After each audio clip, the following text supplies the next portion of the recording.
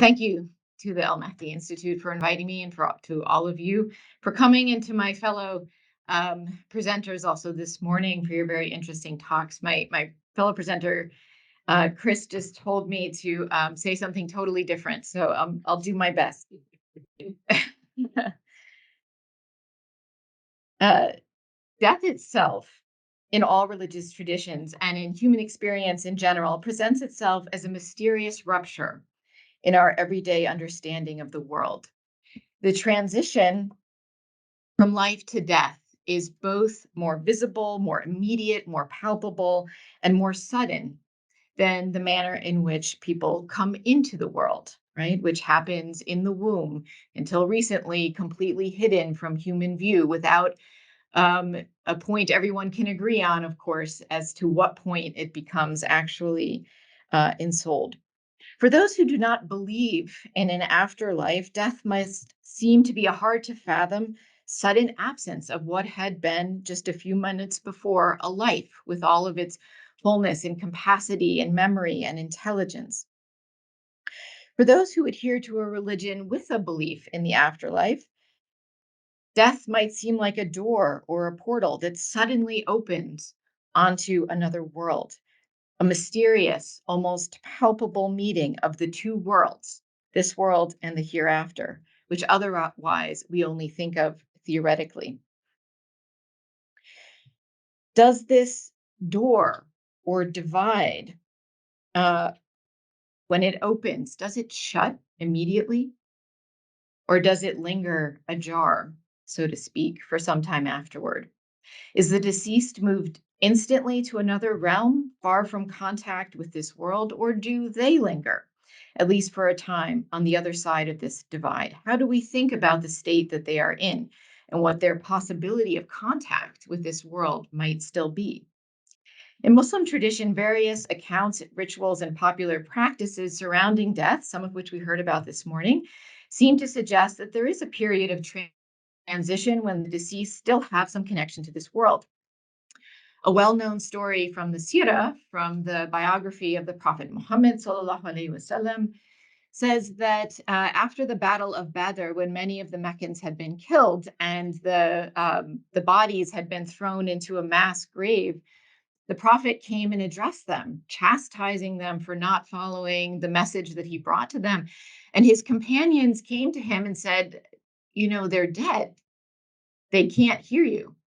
And the prophet said, "No, they can hear me as well as you can hear me, but they can't respond. They can't speak back." We already heard this morning about death rituals that are understood to help the deceased to continue on their journey in the hereafter. And of course, we have the tradition that one should not wail or cry loudly at the burial, lest the deceased hear these cries and feel distressed that their loved ones are suffering their absence. And I think all of these practices point to the idea that the transition from one world to the next seems to be gradual, at least at the very beginning, and that some connection with this world remains, in the sense that perhaps people on the other side can still hear. Burial may seem to be a more permanent closing of this door, but it opens up a new set of questions.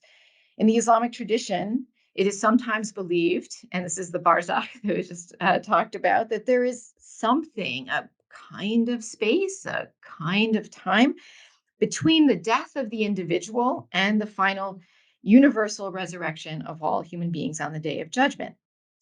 Quranic references suggest the existence of this in between reality, but don't describe it in any detail, in contrast to the very detailed descriptions that the Quran gives of resurrection, judgment, paradise, and hell. It nonetheless became a matter of creed or aqidah that the deceased would be tested in the grave, specifically with regard to their religious beliefs and who they recognized as God, and that they would experience pleasure or pain in the grave in accordance with the kind of life that they have lived, even before the final judgment.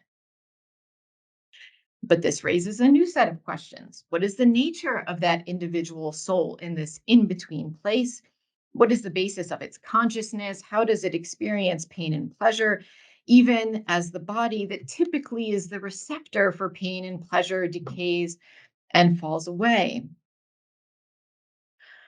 And of course, Muslims believe, as do Jews and Christians, in bodily resurrection, that there's an essential connection between the body and the soul, and that at the end of time, the souls will be coupled, zuwijat, right? They'll be brought back and connected again to the body, restored, rendered sound again by God. This in between state, this state between the end of life in this world and universal resurrection in the end, is sometimes referred to in the Islamic tradition as the Barzakh. This word can be translated in many ways as limit, isthmus, barrier, and it refers to the meeting point of two opposite or incommensurate realities. The Barzakh, and I'll refer to it untranslated at this point, is a space or place or reality that precisely comes into being through the meeting, but not the union of two opposites. The Barzakh is a liminal space or a space of no space that can be described as having the characteristics of the two opposite realities it lies between, but also as having the characteristics of neither. It is a barrier in that it marks the terminal point of each of the two realities and the beginning of the other. So, there we go. So, for example, it can be conceived of as a line between two colors that we have here. Right? If I asked any of you, is there a line between these two colors? You would tell me yes. If I asked any of you to come up here and point out where the line is, you could surely do so. If I asked you what color the line was, what would you answer?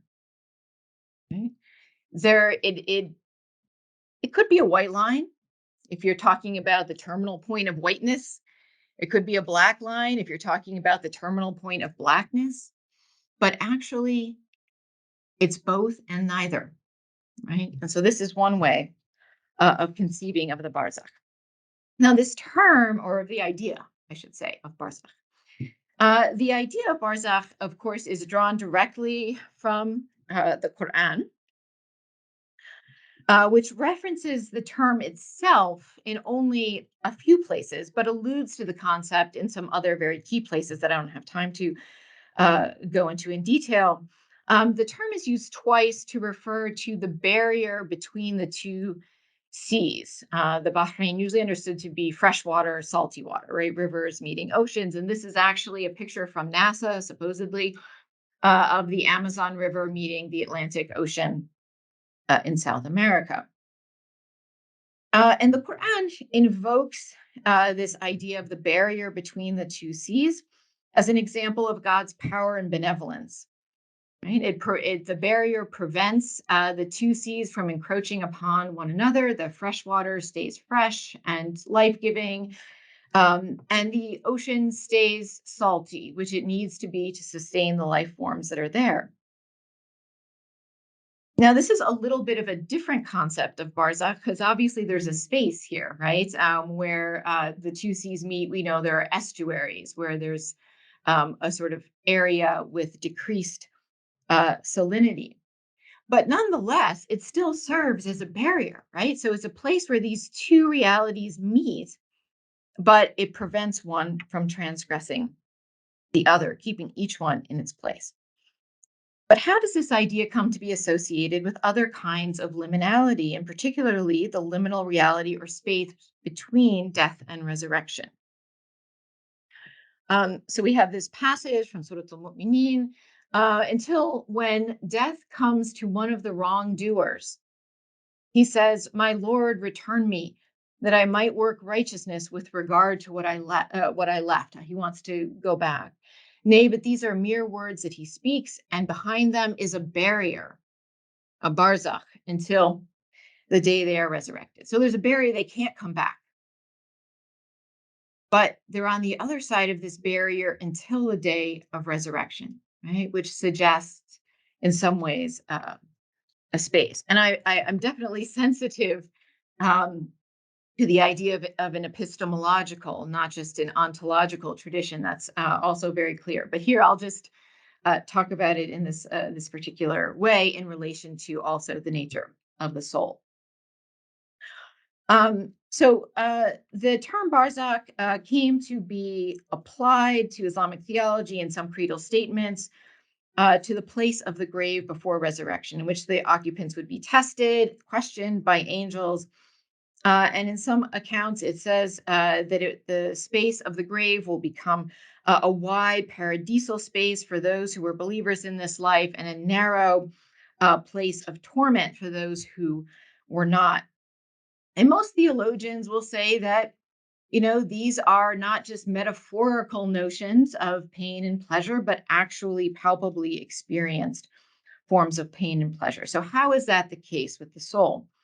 The 11th and 12th century Muslim theologian Abu Hamid al-Ghazali asserted that the best way to understand this was by an analogy to dreams, right? When we dream, we experience physical realities, we see things, we hear things, we feel things, and we feel like they're very, very real, right? That we're really experiencing them, even though our bodily faculties for sight and hearing and so forth are never engaged. Right? And just as my colleague mentioned before, um, the Muslim tradition refers to sleep itself, during which we dream, as the little death, because of the Quranic verse that was mentioned, that God takes your souls at night and gives them back to you. So death is a state not unlike those in the grave, and that God will take our souls, and then when we wake up in the morning, we're given our 5 minutes. Oh my goodness. Okay, we're given our souls back again at the end. Okay, so this helps us in some ways, but it doesn't help us necessarily to think about the soul itself, and what is its state, right? How does it move from one to the other? So I wanted to talk, and I'll have to do it very briefly, I guess, in 5 minutes, about the 17th century Muslim thinker Mullah Sadra, who argued that the soul itself is a barzakh. The soul itself is something that comes into being because of the meeting of the matter, the physical matter of the body, and the breath of God, the spirit of God, the ruh that someone talked about before. So when it's only God forms Adam out of clay, as it says in the Quranic and also biblical tradition, and then breathes into him his spirit, only at that moment does Adam become alive, animated. Does he have an anima? Does he have a soul? Right? But for Mullah Sadra, this barzakh moves. It's a moving barzakh, right? It's not just, and I'll have to skip through some of things here. He says at the beginning of one's life, the presence of the body is very, very strong. Presence of the spirit is less so. Right? But as the soul develops, as it grows, specifically for Mullah Sadra, as it learns, as it acquires knowledge, it grows. And so the barzakh moves. Right? The spiritual reality becomes greater until toward the end of life, it's the spiritual reality that dominates. Mullah Sadra even gives this at times as an explanation for aging. Right? The soul remains dependent upon the body, even as the spirit, the soul becomes less and less dependent upon the body. And as it pulls away from the body ages, right? It starts this process of aging. And eventually, right, he says, eventually, when the material body falls away, it is the soul that is left as a kind of subtle body through which you can see, through which you can hear, through which you can speak. Right. So I'm moving very fast here, but I'll give you one other example, and this is related to the example of death. So Mullah Sadra says one of the examples he gives to explain this transformation of the soul to to leave this world, right, without its body, because he says it's like the example of a fetus in the womb. Okay? At the very beginning, the fetus is initially completely dependent upon the womb that surrounds it, and to which it is attached for its life and nourishment. But the womb is not just a refuge, it's not a prison for the fetus, it's an organ through which the fetus is able to reach its maturity and initially not so distinct from it. As the fetus grows, it develops the faculties and organs to nourish itself, independent of the womb, and at the same time grows too large to be adequately nourished by the womb. Indeed, if the developing child is not able to separate from the womb, it cannot continue in its journey of growth and development. The womb, which is now too small for it, will hold it back. In the same way, the soul is initially dependent on the body for the realization of its faculties. However, as the soul develops, as its reality intensifies, it comes to possess those faculties independent of the body. And like the fetus, it must separate from the body that has long supported it in order to continue on its journey. In life, the soul was dependent upon its physical reality for its senses, for its capacity to move and speak. But in death, the soul's being has intensified, according to Sadra, to the point that those same senses and capacities are no longer dependent on the physical body. They have come to be possessed by the soul itself. Hence, the ability for the soul in the Barzakh of the grave to sense pleasure and pain, to see the angels that come and test them, and to speak in response, to feel the space around it expanding and contracting, and perhaps even to hear the voices and cries of those still in the world, without its physically functioning eyes, ears, and senses. Indeed, Saja posits the same process of transition for the physical body as a whole. After death, the physical capacities of the body now become subsumed within the psychic reality of the soul itself, which is now the subtle body for its spiritual reality. Thank you.